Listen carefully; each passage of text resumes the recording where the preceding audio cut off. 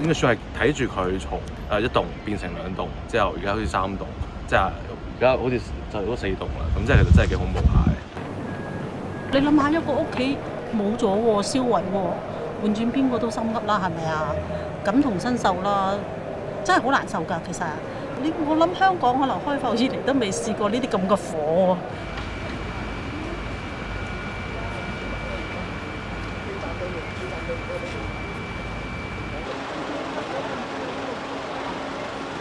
而我哋警方有理由相信，有關工程公司嘅負責人嚴重疏忽，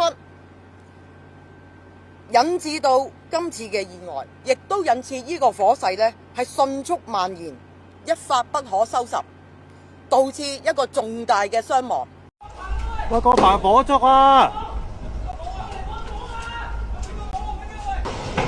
快啲走啊！火燭啊喂！喂，走啊！喂，嚟！消防到啦！見到啊！喂，368！喂，上到好高啦！快啲走啊！燒入邊㗎，室內燒晒。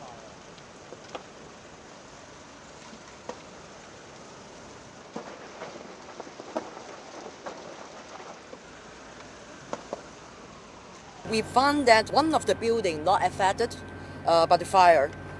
We found the styrofoam installed outside the window, on each floor near the lift lobby. And everyone knows this material is inflammable material, right? And could potentially escalate the spread of fire. And it's suspected it may be one of the cause to cause the fire and the spread of fire so quickly.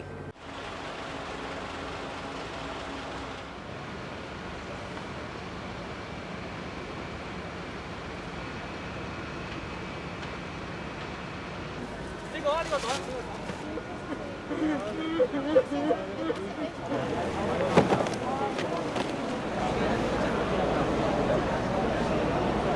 學校入邊係進行失蹤失聯咁多度嘅主項目，嗰度係啦，我哋而家又答啦，因為有人知道。一啲藥物係恆常嘅藥物。呢啲嘅藥物係俾大家嘅。